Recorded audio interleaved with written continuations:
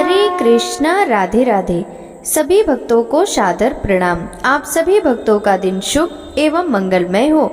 प्रिय श्रोताओं, हर अमावस्या केवल एक तिथि नहीं होती बल्कि एक पवित्र अवसर होता है अपने पूर्वजों को स्मरण करने का, उनके ऋण को चुकाने का और उनके प्रति कृतज्ञता प्रकट करने का।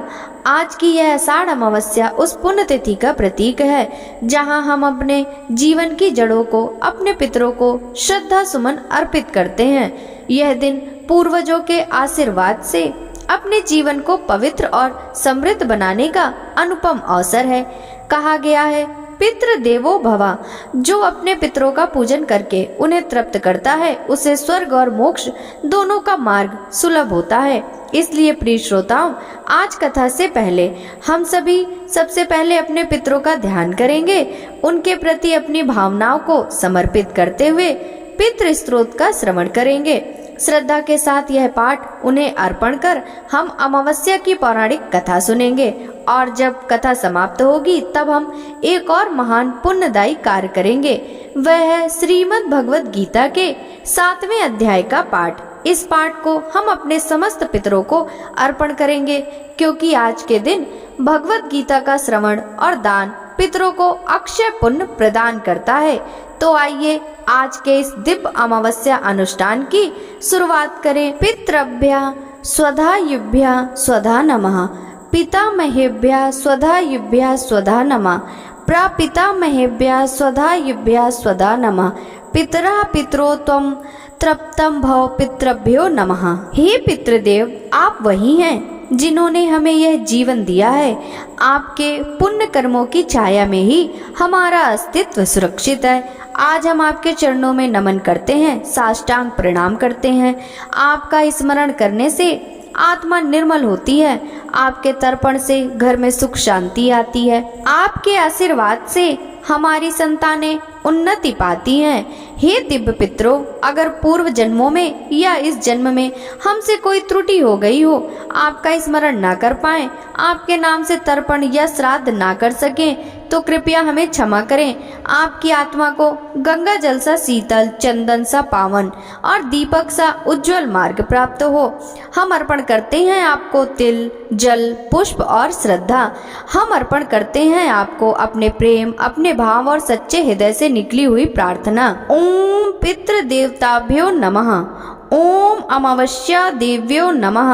हे अमावस माता, आप रात्रि के उस मौन स्वरूप की प्रतीक हैं जिसमें ब्रह्मांड विश्राम करता है, जहां हर आत्मा अपने कर्मों के फल को चुपचाप भोगती है। आप ही हैं जो हर अमावस्या को पितरों की आत्मा से हमें जोड़ती हैं।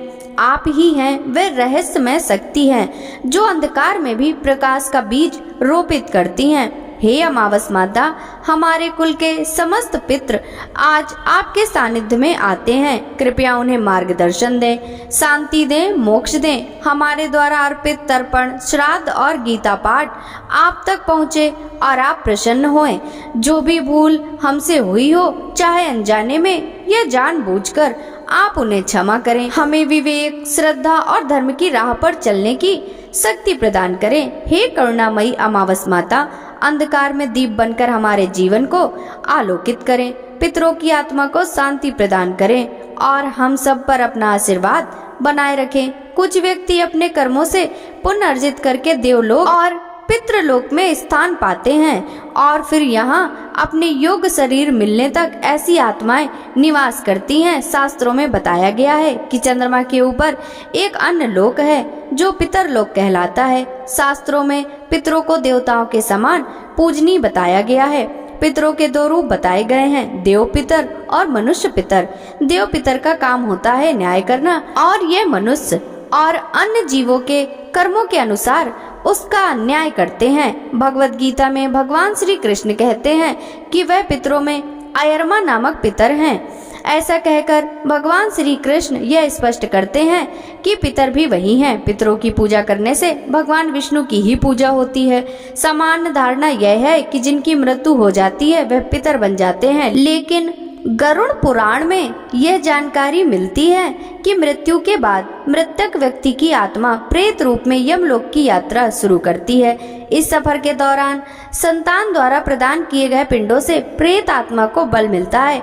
यमलोक में पहुंचने पर प्रेत आत्मा को अपने कर्म के अनुसार प्रेत योनि में ही रहना पड़ता है अथवा अन्य योनि प्राप्त होती है। अब सुनिए पितृ स्त्रोत का हिंदी अनुवाद। मार्कंडेय पुराण में महात्मा रुचि द्वारा की गई पितरों की यह स्तुति पितृ स्त्रोत कहलाता है।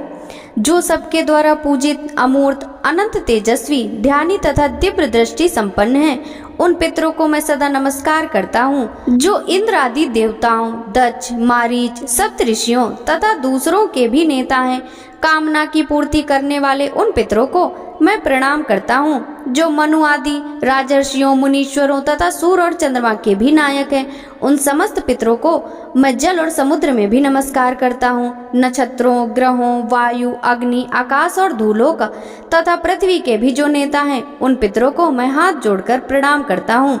जो देवर्षियों के जन्मदाता, समस्त लोकों द्वारा वंदित तथा सदा अक्षय फल के दाता हैं, उन पितरों को मैं हाथ जोड़कर प्रणाम करता हूँ। प्रजापति, कश्यप, सोम, वरुण तथा योगेश्वरों के रूप में स्थित पितरों को सदा हाथ जोड़कर प्रणाम करता हूँ। सातों लोकों में स्थित 7 पितृगणों को नमस्कार है। मैं योग दृष्टि संपन्न स्वयंभू ब्रह्मा जी को प्रणाम करता हूँ। चंद्रमा के आधार पर प्रतिष्ठित तथा योग मूर्तिधारी पितृगणों को मैं प्रणाम करता हूँ। साथ ही संपूर्ण जगत के पिता सोम को नमस्कार करता हूँ।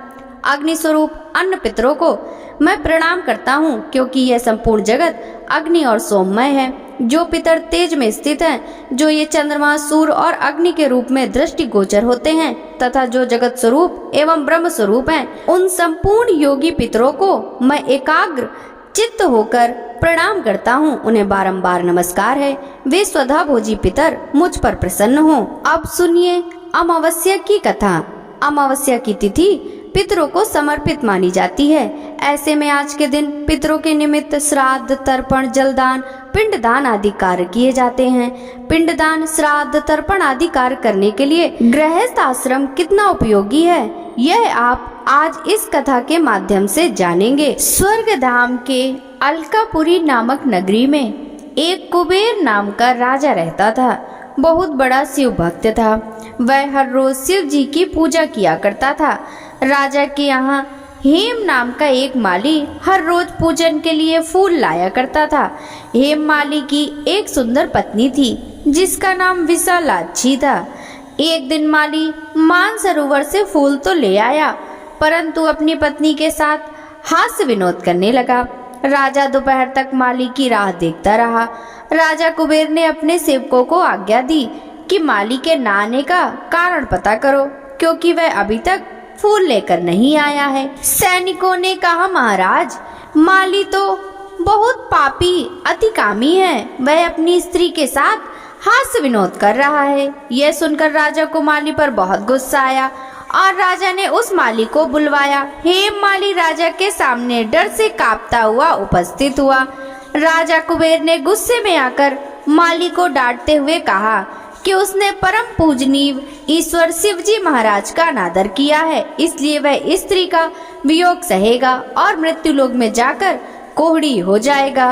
राजा कुबेर के श्राप देने से हेम माली का स्वर्ग से पतन हो गया। वह उसी क्षण पृथ्वी पर जा गिरा। पृथ्वी पर आते ही उसके शरीर पर कोहड़ हो गया। हेम माली की स्त्री उस समय अंतर्ध्यान हो गई। पृथ्वी पर आकर माली ने बहुत दुख झेले। वह बिना भोजन के, जल के और जंगल में भटकता रहा। हेम माली को रात में नींद भी नहीं आती थी, लेकिन शिव जी की पूजा करने के प्रभाव से उसे अपने पिछले जन्म की स्मृति का ज्ञान हो गया। एक दिन घूमते घूमते माली मार्कंडेय ऋषि के आश्रम में पहुंच जाता है। उसने देखा कि वह ऋषि ब्रह्मा से भी अधिक वृद्ध थे और आश्रम ब्रह्मा की सभा के समान लगता था। हेम माली वहां जाकर ऋषि के पैरों पर गिर गया। इसे देखकर ऋषि जी ने पूछा कि उसने ऐसा कौन सा पाप किया है जिसके प्रभाव से उसकी यह हालत हो गई। हेम माली ने ऋषि को सारा हाल बताया। ऋषि जी ने कहा कि उसे एक व्रत करना होगा जिससे उसका उद्धार होगा। ऋषि जी ने कहा, आषाढ़ मास की अमावस्या का व्रत विधि पूर्वक करेगा तो उसके सारे पाप नष्ट हो जाएंगे। यह सुनकर माली बहुत खुश हुआ। उसने ऋषि जी को प्रणाम किया। इसके बाद हेममाली ने विधि पूर्वक व्रत किया। इस व्रत के प्रभाव से हेममाली अपने पुराने रूप में आकर अपनी पत्नी के साथ सुखी सुखी रहने लगा। इस व्रत को करने से सारे पाप दूर हो जाते हैं और सभी मनोकामनाएं पूर्ण होती हैं। भक्तों, अब सुनिए श्रीमद् भगवत गीता के 7वें अध्याय का महात्म। भगवान शिव कहते हैं, हे पार्वती, अब मैं 7वें अध्याय का महात्म बतलाता हूँ, जिसे सुनकर कानों में अमृत भर जाता है। पाटलिपुत्र नामक एक दुर्गम नगर है, जिसका द्वार बहुत ही ऊंचा है। उस नगर में शंकुकर्ण नामक एक ब्राह्मण रहता था। उसने वैश्य वृत्ति का आश्रय लेकर बहुत धन कमाया, किंतु ना तो कभी पितरों का तर्पण करता था और ना ही देवताओं का पूजन करता था। वह धन के लालच से धनी लोगों को ही भोज दिया करता था। एक समय की बात है, उस ब्राह्मण ने अपना चौथा विवाह करने के लिए पुत्रों और बंधुओं के साथ यात्रा की। मार्ग में आधी रात के समय जब वह सो रहा था, तब एक सर्प ने कहीं से आकर उसकी बाह में काट लिया। उसके काटते ही ऐसी अवस्था हो गई कि मणि, मंत्र और औषधि आदि से भी उसके शरीर की रक्षा न हो सकी। तत्पश्चात कुछ ही क्षणों में उसके प्राण पखेरु उड़ गए। वह प्रेत बना। फिर बहुत समय के बाद वह प्रेत सर्प योनि में उत्पन्न हुआ। उसका मन धन की वासना में बंधा था। उसने पूर्व वृतांत को स्मरण करके सोचा, मैंने घर के बाहर करोड़ों की संख्या में अपना जो धन गाड़ रखा है, उससे इन पुत्रों को वंचित करके स्वयं ही उसकी रक्षा करूंगा। सांप की योनि से पीड़ित होकर पिता ने एक दिन स्वप्न में अपने पुत्रों के समक्ष आकर अपना मनोभाव बताया। तब उसके पुत्रों ने सवेरे उठकर बड़े विस्मय के साथ एक दूसरे से स्वप्न की बातें कही।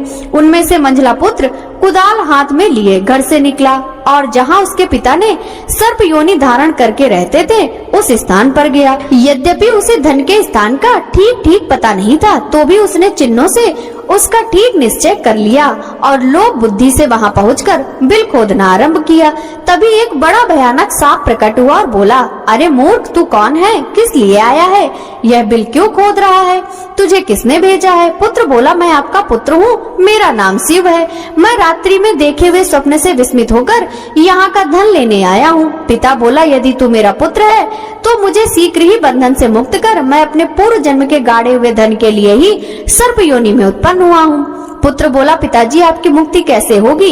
इसका उपाय मुझे बताइए, क्योंकि मैं इस रात में सब लोगों को छोड़कर आपके पास आया हूँ। पिता बोला, बेटा, गीता के अमृत रूपी 7वें अध्याय को छोड़कर मुझे मुक्त करने में तीर्थ, दान, तप और यज्ञ भी समर्थ नहीं है। केवल गीता का 7वां अध्याय ही प्राणियों के जरा, मृत्यु आदि दुखों को दूर करने वाला है।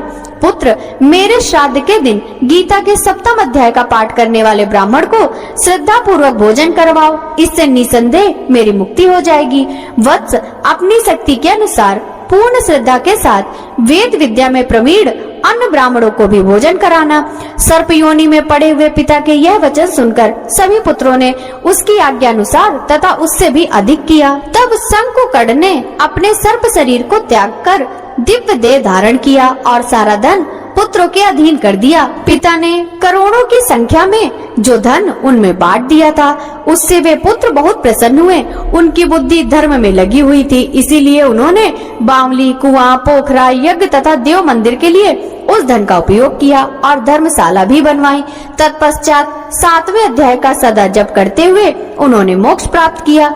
श्री महादेव जी बोले, हे पार्वती, यह तुम्हें 7वें अध्याय का महात्मा बतलाया, जिसके श्रवण मात्र से मानव सब पापों से मुक्त हो जाता है। पौराणिक कथा के अनुसार एक गांव में सास और बहू अकेले रहती थी और उनका बेटा विदेश कमाने के लिए गया था।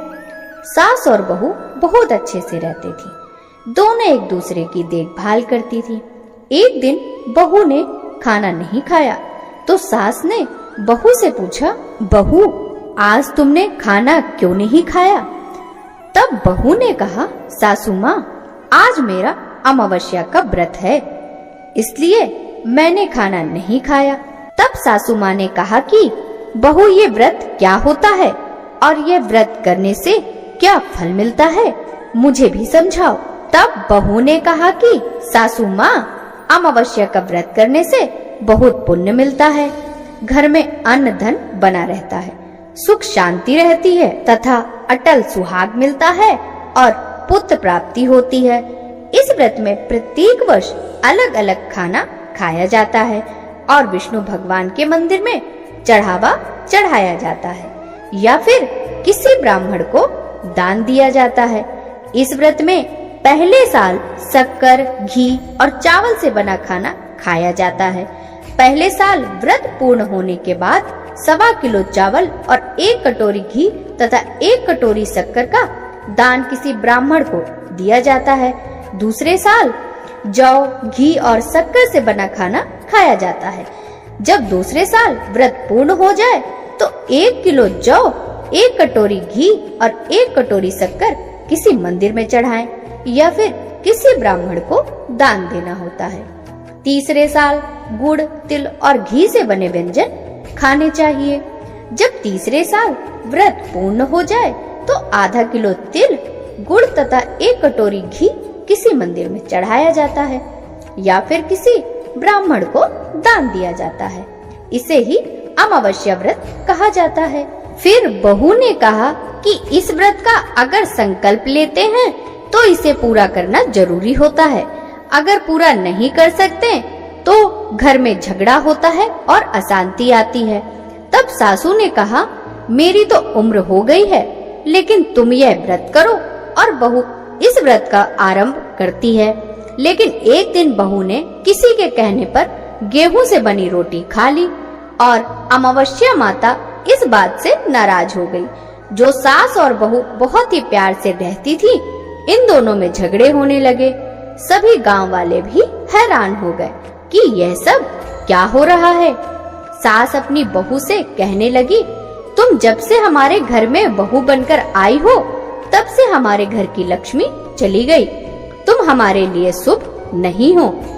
तब बहू ने कहा कि आपके घर की लक्ष्मी चली गई है तो कहाँ मिलेगी, मुझे बताओ, मैं लक्ष्मी को लेकर आऊंगी। तब सासू ने कहा कि लक्ष्मी तुमको समुद्र के बीच में भगवान विष्णु के पैर दबाते हुए मिलेंगी। तब बहू यह कहकर चली जाती है कि अब जब तक मैं लक्ष्मी को लेकर नहीं आऊंगी तब तक इस घर में पैर नहीं रखूंगी। इतना कहकर बहू लक्ष्मी की खोज में निकल जाती है। जब बहू लक्ष्मी को खोजने के लिए निकलती है तब उसे बीच रास्ते में एक गाय माता मिलती हैं। वह बहू से पूछती हैं कि आप कहाँ जा रही हो। तब बहू ने कहा, हे गाय माता, मेरी सासू माँ मुझे कहती हैं कि मेरे आने से उनके घर में अन्न धन की कमी हो गई है और उनके घर की लक्ष्मी चली गई है, तो मैं लक्ष्मी को लेने जा रही हूँ। तब गाय माता ने कहा, हे बेटी, अगर तुम जा ही रही हो तो भगवान से मेरे बारे में भी पूछ लेना। तब बहू बोलती है कि ठीक है गाय माता, बताओ, आपके बारे में भी पूछ लूंगी। तब गाय माता बोलती हैं, मेरा जब भी बछड़ा होता है वह मर जाता है, जिंदा नहीं रहता।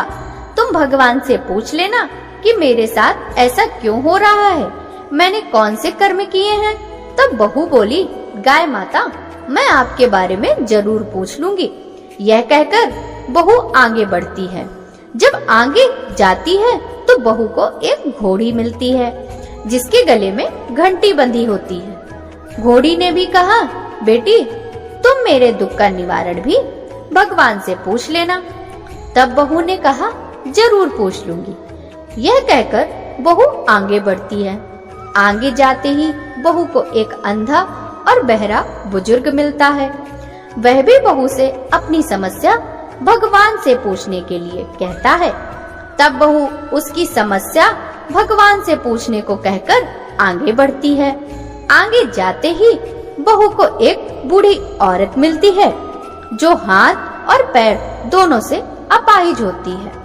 वह भी बहू से अपनी समस्या भगवान से पूछने के लिए कहती है। तब बहू उसकी समस्या को भी पूछने के लिए तैयार हो जाती है और आगे बढ़ती है। आगे जाते ही बहू थक जाती है और एक आम के पेड़ के नीचे बैठ जाती है। तब आम का पेड़ खुश होकर बहू से पूछता है कि बेटी, तुम कहाँ से आ रही हो और कहाँ जा रही हो। तो बहू तब बताती है वह लक्ष्मी को लेने जा रही है। तब पेड़ भी अपनी समस्या भगवान से पूछने के लिए कहता है कि मेरे पेड़ पर लगे आम खट्टे ही होते हैं, इस बारे में भगवान से पूछ लेना। बहू उसकी समस्या लेकर आगे बढ़ती है। आगे जाते ही बहू को एक तलाई मिलती है। वह भी बहू को बताती है कि तुम भगवान से पूछना कि मेरे तलाई का पानी इतना मैला क्यों है, कोई भी इसे नहीं पीता। तब बहू कहती है जरूर पूछ लूंगी, और आगे बढ़ती है। बहुत दिन जंगल में चलते चलते बहुत थक जाती है। उसे भूख लगी होती है, लेकिन खाने को नहीं मिलता। खाना न मिलने से वह और भी थक जाती है और जंगल में बेहोश हो जाती है। उसी समय भगवान विष्णु और माता लक्ष्मी वहां विचरण करते हुए आते हैं। तब माता लक्ष्मी विष्णु जी से कहती है कि हे नाथ, यह आपकी बहुत बड़ी भक्त है, आप इसके दुखों का निवारण करो। तब भगवान विष्णु कहते हैं कि इस संसार में बहुत जीव दुखी हैं, सभी अपने अपने कर्मों का फल भोग रहे हैं, किस किस के दुख का निवारण मैं करूं। तब माता लक्ष्मी ने विष्णु से विनती की और कहा वह भूखी प्यासी है और इसे अगर ऐसे ही छोड़ दिया जाए तो जंगली जानवर उसे अपना शिकार बना देंगे। माता लक्ष्मी की यह बात सुनकर भगवान विष्णु एक साधु का वेश धारण करते हैं और बहू के पास जाते हैं और बहू को होश में लाते हैं। बहू के होश में आते ही साधु वेश में भगवान उससे पूछते हैं कि वह यहाँ क्यों आई है और कहाँ जा रही है। तब बहू पूरी बात बताती है। उसकी बात सुनकर भगवान विष्णु और माता लक्ष्मी प्रकट होते हैं। उनके साथ अमावस्या माता भी प्रकट होती हैं। बहू उनके चरणों में गिरकर वंदन करती हैं। अमावस्या माता बहू को कहती हैं कि बेटी, तूने मेरे व्रत को खंडित किया, इसी की सजा मिली है तुम्हें, लेकिन अब मैं तुम्हें माफ करती हूँ और तुम घर को जाओ। तुम्हारा घर अन्न धन से संपन्न होगा, तुम्हारा घर सुंदर महल में बदल जाएगा और तुम्हारी सभी मनोकामना पूर्ण होगी। यह सब होने के पश्चात बहू रास्ते में जो भी मिला उन सभी के दुखों का निवारण करने के लिए विनती करती है। तब भगवान विष्णु बोलते हैं कि गाय ने कभी अपना दूध किसी को नहीं पिलाया, उस वजह से उसका बछड़ा जिंदा नहीं रहता। तुम उसका दूध पी लेना, जिससे उसके बछड़ा जिंदा रहने लगेंगे। घोड़ी पिछले जन्म की आटा पीसने वाली महिला थी। वह किसी को आटा पीस के नहीं देती थी, इसीलिए उसके गले में चक्की के पाट बंधे हुए हैं। तुम उसके पाट खोल देना, वह बिल्कुल ठीक हो जाएगी। बुजुर्ग कभी भगवान के मंदिर नहीं गया और ना ही उसने कभी भगवान के भजन सुने। तुम उसको मंदिर ले जाना और दर्शन करवा देना, वह भी ठीक हो जाएगा। बुजुर्ग महिला जो थी उसने कभी अपनी जवानी में दान पुण्य नहीं किया, इसलिए उसे यह सजा मिली है। तुम उससे दान करवा देना तो उसकी विकलांगता दूर हो जाएगी। उस आम के पेड़ ने कभी किसी बच्चे को आम नहीं खाने दिए, इसलिए उसके सभी आम खट्टे होते हैं। तुम उस पेड़ का आम खा लेना, फिर उस पेड़ पर मीठे आम आएंगे। तलाई का पानी पिछले जन्म में देवरानी जेठानी था, वह हमेशा झगड़ती रहती थी, इसलिए उसका पानी मैला है। तुम उसका पानी पी लेना, उसकी तलाई भी शुद्ध हो जाएगी। बहू ने भगवान विष्णु, माता लक्ष्मी और अमावस्या माता को नमन करके घर जाने के लिए निकलती है और रास्ते में जो मिला उन सभी की समस्या भगवान के कहे अनुसार दूर करती रही। सभी उसे आशीर्वाद देते रहे। घर जाते ही उसका घर एक सुंदर महल में परिवर्तित हो जाता है तथा घर में अन्न धन भरा मिलता है। अब बहू सासू से कहती है कि सासू माँ, आपने सच कहा था, मैं आपके लिए शुभ नहीं हूँ। मेरे जाने से ही आपके घर में लक्ष्मी आई है। अब आप यहाँ रहें, मैं मरने जा रही हूँ। तब सासू ने कहा कि बेटी, यह सब तुम्हारे अमावस्या व्रत का फल है जो हमें मिला है। तुम यहाँ पर ही रहो, कहीं नहीं जाओगी। और सास बहू खुशी खुशी रहने लगी। एक दिन उसका बेटा भी विदेश से लौट आया और घर में यह सब देखा। तब उसकी माँ ने सब बात उसे बताई।